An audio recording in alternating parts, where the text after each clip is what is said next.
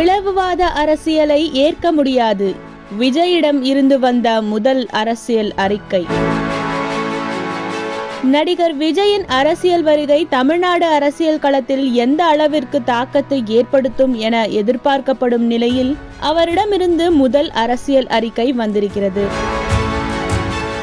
கட்சியின் கொள்கை குறித்து இதுவரை பேசாத விஜய் தமது நிலைப்பாட்டை வெளியுலகிற்கு எடுத்து கூறும் வகையில் அந்த முதல் அரசியல் அறிக்கை அமைந்துள்ளது. அறிக்கையில் நாடு முழுவதும் அமல்படுத்தப்பட்டுள்ள குடியுரிமை திருத்தச் சட்டத்திற்கு எதிர்ப்பு தெரிவித்துள்ள விஜய், சமூக நல்லிணக்கத்துடன் நாட்டு மக்கள் அனைவரும் வாழும் சூழலில் பிளவுவாத அரசியலை முன்னிறுத்தும் என குற்றம் சாட்டியிருக்கிறார்.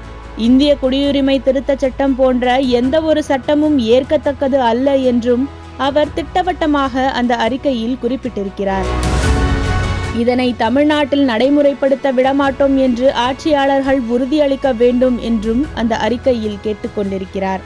விஜயின் இந்த அறிக்கையை விமர்சித்திருக்கும் திமுக, சட்டத்தை கொண்டு வந்த மத்திய அரசை கேள்வி கேட்காமல் மாநில ஆட்சியாளர்கள் பார்த்து கொள்ள வேண்டும் என கூறுவது அவர் அரசியலில் கத்துக்குட்டி என்பதை காட்டுவதாக சாடியிருக்கிறது.